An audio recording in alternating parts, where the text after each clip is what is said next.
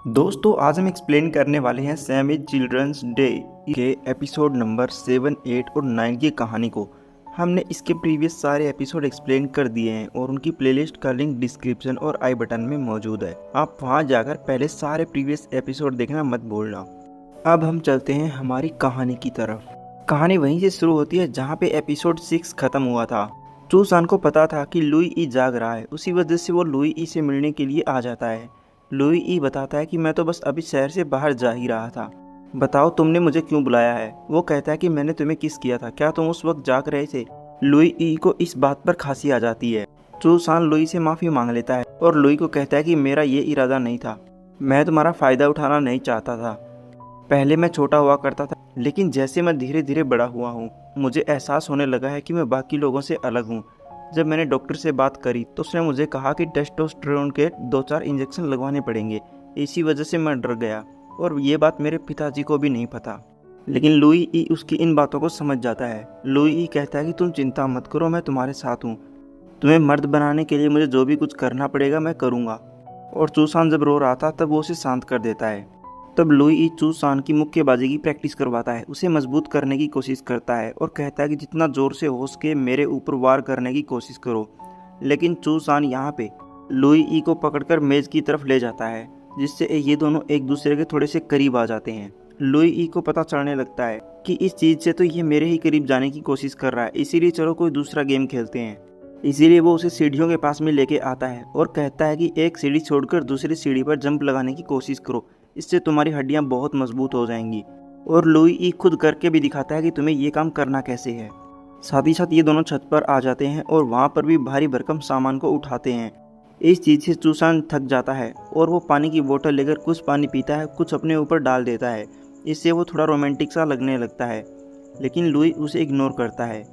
तब तक शाम भी हो जाती है और ये दोनों एक जगह पे खाना खाने के लिए चले जाते हैं। यहाँ पर चूसान लुई के दिल की बात जानने की कोशिश करता है। उसे कहता है कि तुम किसी लड़की के साथ क्यों नहीं घूमते। लुई ये बताता है कि फिलहाल मैं तुम्हारे साथ में हूँ, तुम्हारी प्रैक्टिस करवा रहा हूँ, इसीलिए मुझे टाइम नहीं है। लेकिन तभी यहीं पर वो गुंडा आ जाता है जिसका क्यूई नाम है। वो इन दोनों को एक साथ देख लेता है और वो लुई की कनपटी पर बंदूक तान देता है, लेकिन लुई फिर भी नहीं डरता। लुई कहता है कि अगर तुम्हारे अंदर हिम्मत है तो तुम मुझे मार के दिखा दो।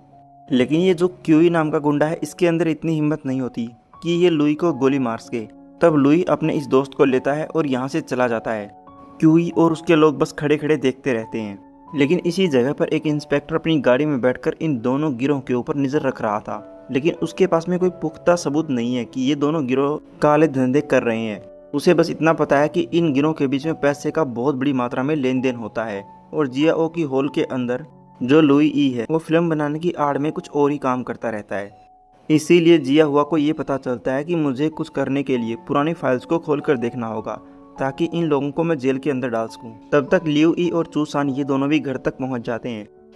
लिऊ ई चूसान को कहता है कि मुझे पता है कि आज जो कुछ हुआ है उसको लेकर तुम थोड़े से डरे हुए हो, लेकिन तुम्हें डरने की कोई ज़रूरत नहीं है। जब तुम मेरे साथ में हो तो कोई भी इंसान तुम्हें छू नहीं सकता। चूसान कहता है कि मुझे मेरी फिक्र नहीं है, बल्कि मुझे तुम्हारी फिक्र है, कहीं तुम्हारे साथ में कुछ गलत न हो जाए। लेकिन लिऊ ई कहता है कि मेरे साथ में कभी कुछ गलत नहीं होगा। लेकिन चूसान ये भी कहता है कि मैंने किताबों में पढ़ा है जो भी गैंगस्टर हुआ करते थे उनमें लास्ट में उस गैंगस्टर की मृत्यु हो जाती है, इसी वजह से मैं चिंतित हूँ। लेकिन लिऊ ई कहता है कि वो किताबें होती हैं और ये रियल हकीकत है, मैं ऐसा कोई काम करूँगा ही नहीं जिससे मेरी मौत हो। जाओ अब जाकर अंदर सो जाओ। और लिऊ ई यहाँ से चला जाता है। उधर हम पुलिस वाले को देखते हैं जिसका जिया हुआ नाम है। वो एक इन्वेस्टिगेटर के साथ में बैठा हुआ है जिसका लूमिंग नाम है। जिया हुआ कहता है कि तुम मेरे साथ में खाना क्यों खा रहे हो। ये दोनों थोड़ी सी पुरानी बातचीत करते हैं। लूमिंग कहता है कि तुम उन लोगों को कभी नहीं पकड़ पाओगे, क्योंकि कुछ बड़ी ताकतें हैं जो उनके पीछे रहती हैं। तुम्हारे सिस्टम के ही लोग हैं जो उनका साथ देते हैं, इसीलिए मुझे अपने साथ शामिल कर लो और हम दोनों मिलकर उन लोगों को पकड़ सकते हैं और जीत सकते हैं। लेकिन जिया हुआ अकेले काम करने में विश्वास रखता है।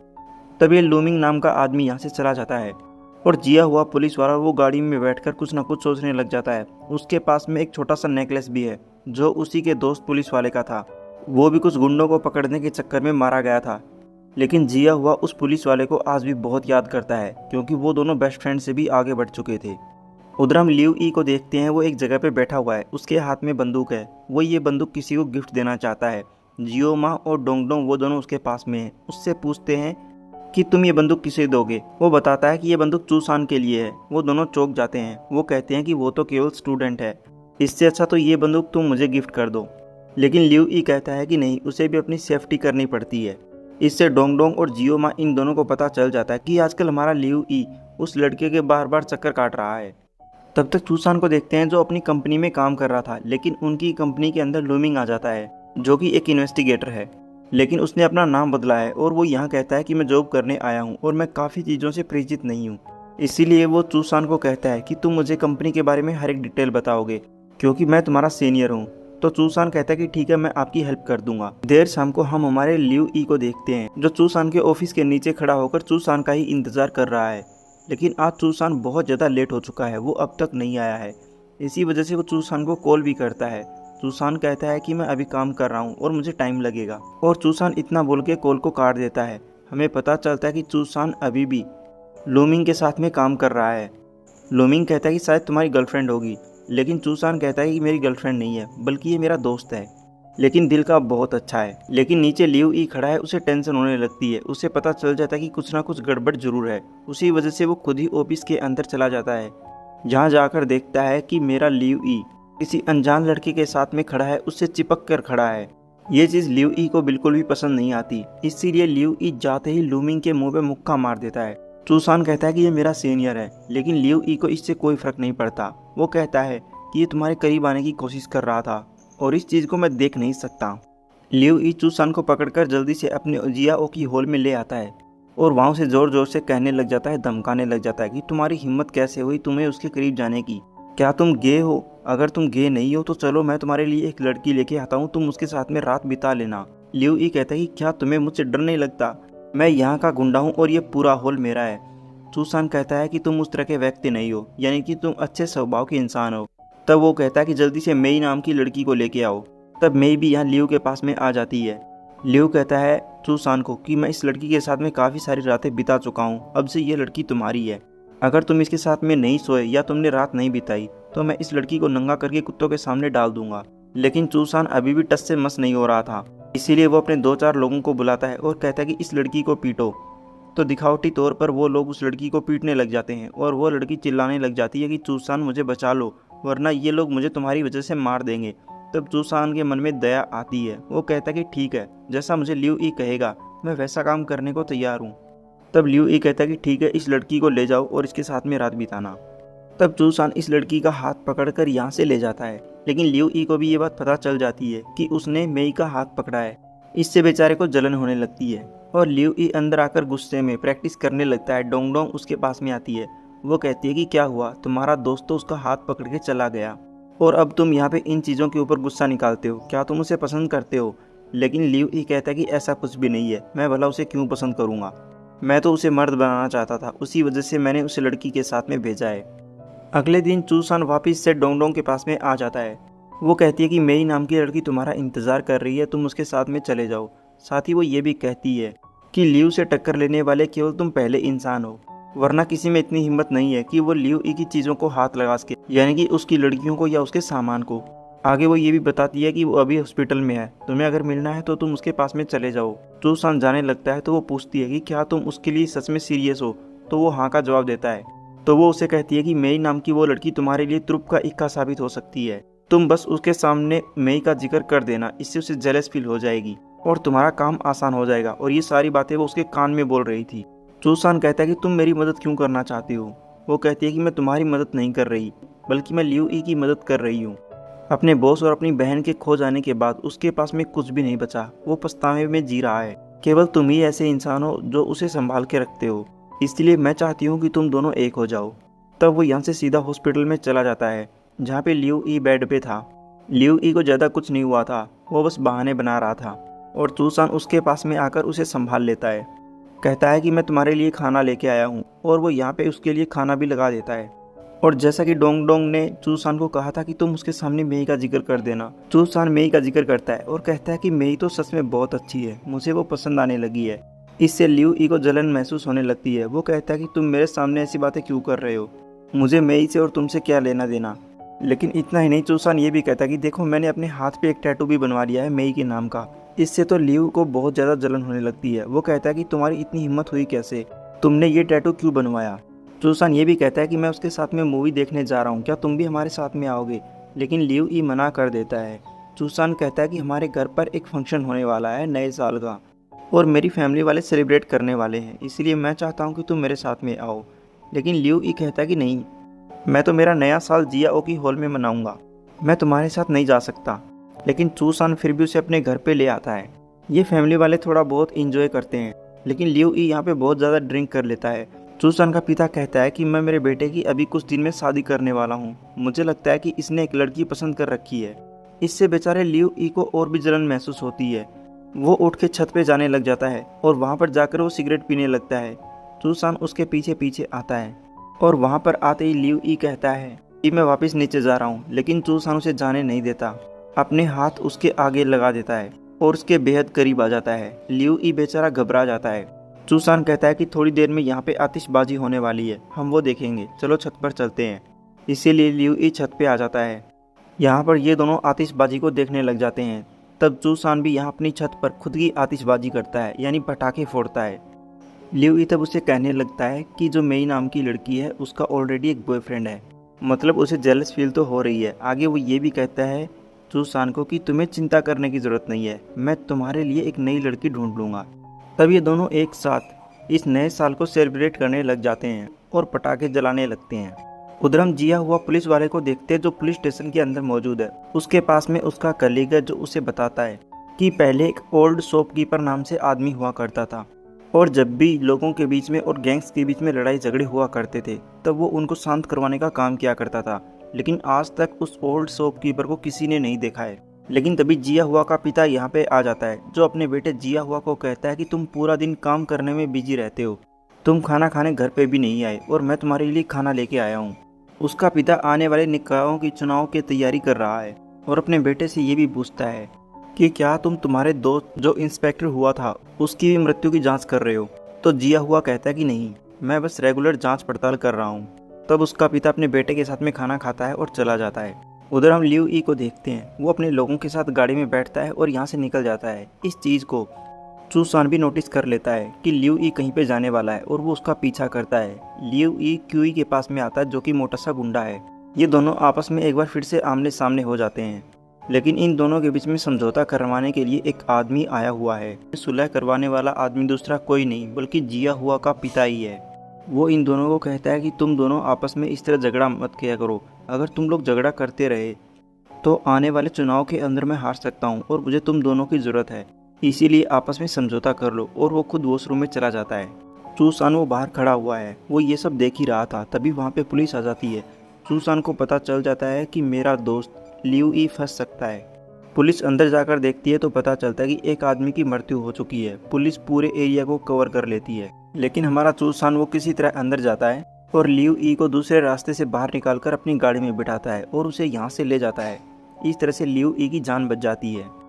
तब तक हम जिया हुआ पुलिस वाले को देखते हैं जो यहाँ से वापस लूमिंग के पास में जाता है और लूमिंग को कहने लग जाता है कि जो पुराना पुलिस वाला मारा गया था जिसका मैं दोस्त था, मुझे उसकी फाइल्स दिखाओ, मुझे पुरानी जांच पड़ताल करनी है। लेकिन लूमिंग बातों को घुमाने लग जाता है। उसी वजह से जिया हुआ को गुस्सा आता है, वो उसकी कॉलर भी पकड़ लेता है।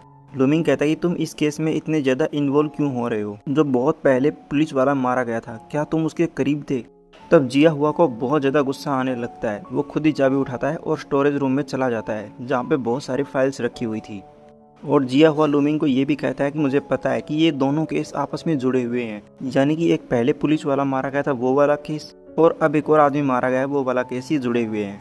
उधर चूसान वो भी जल्दी से लियू ई को लेके एक छोटे से मोटल में पहुंच जाता है और कहता है कि मैं यहीं पे रहता हूँ।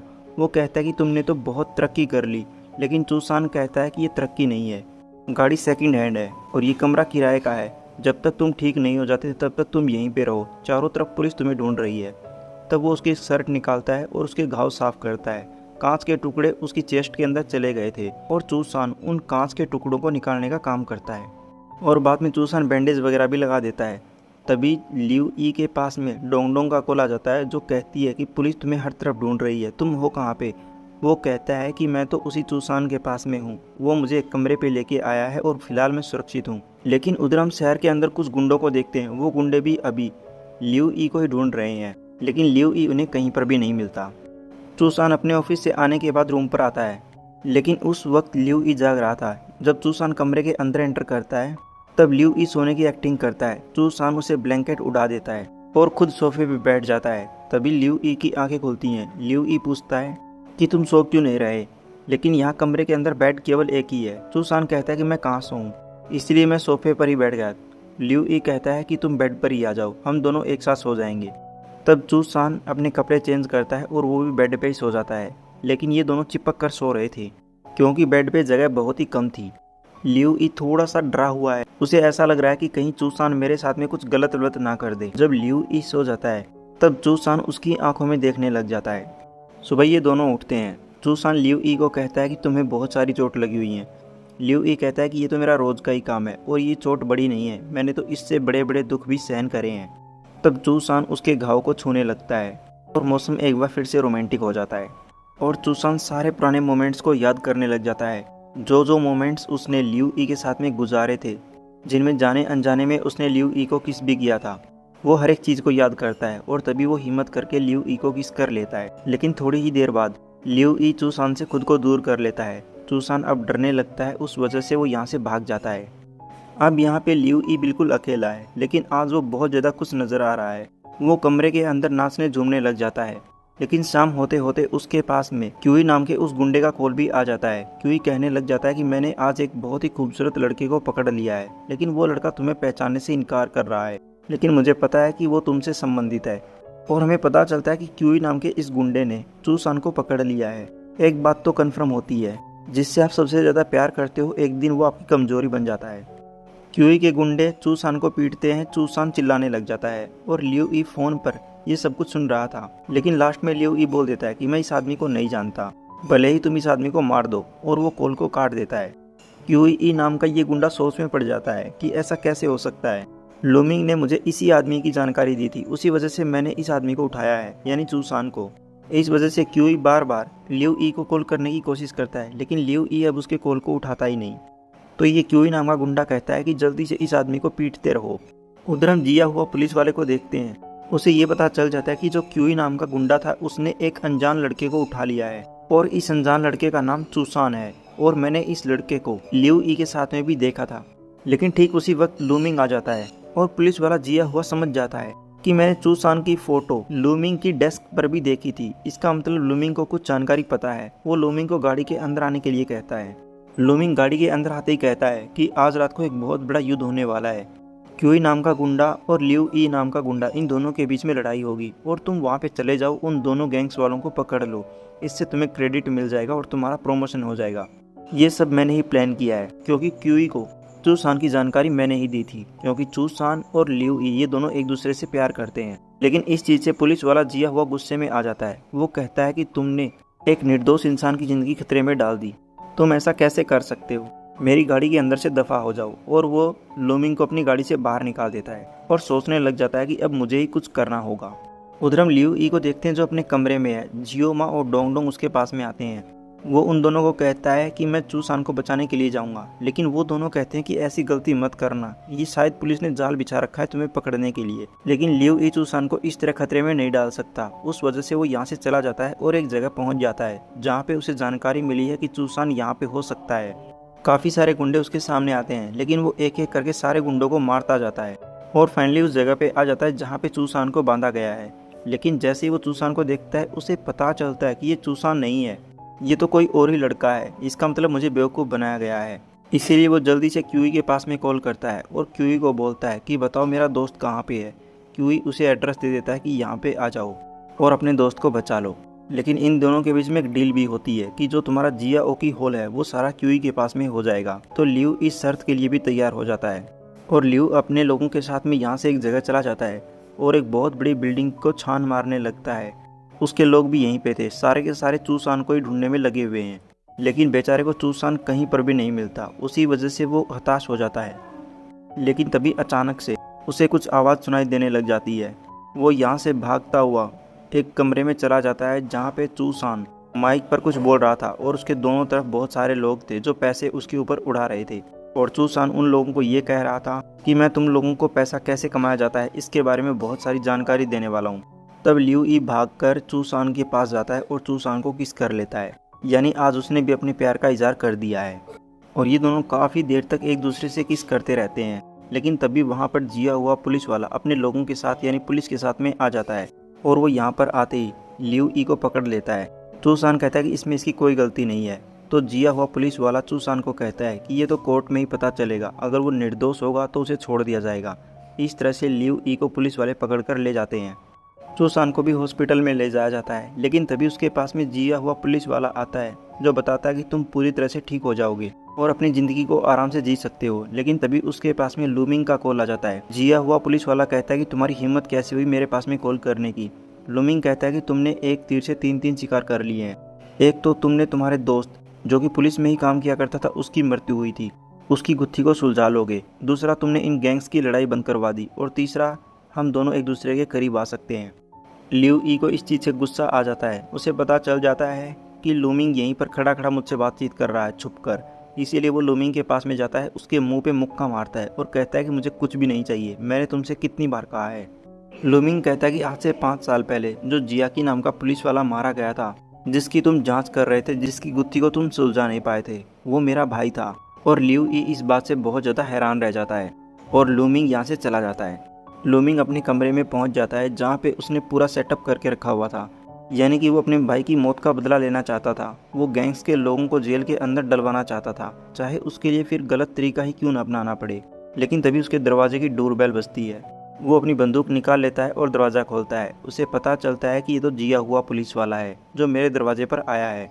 और जिया हुआ कहता है कि क्या मैं अंदर आ सकता हूँ। इसका ये मतलब हो सकता है कि शायद इन दोनों के बीच में रिलेशनशिप स्टार्ट हो जाएगा, क्योंकि जिया हुआ को पता चल चुका होगा कि ये तो मेरी मदद ही कर रहा था। और बात रही लिऊ ई और चूसान की, तो वो दोनों भी हमेशा के लिए एक हो जाएंगे जब लिऊ ई जेल से बाहर आ जाएगा, क्योंकि वो निर्दोष है, क्योंकि लोगों को मारने के पीछे क्यूई का हाथ है। और हो सकता है कि इन फ्यूचर क्यूई भी पुलिस वालों के हाथ से चढ़ जाएगा। इसी के साथ में हमारा सीज़न 1 यहीं पे पूरा हो जाता है। दोस्तों, अगर आपको मेरी मेहनत पसंद आई है तो प्लीज़ छोटा सा सब्सक्राइब ज़रूर कर देना, इससे मेरा हौसला बढ़ जाएगा। अब मैं आपसे मुलाकात करूँगा और भी बहुत सारी BL सीरीज़ के साथ। तब तक आप खुश रहना और अपना ख्याल रखना। Thank you for watching.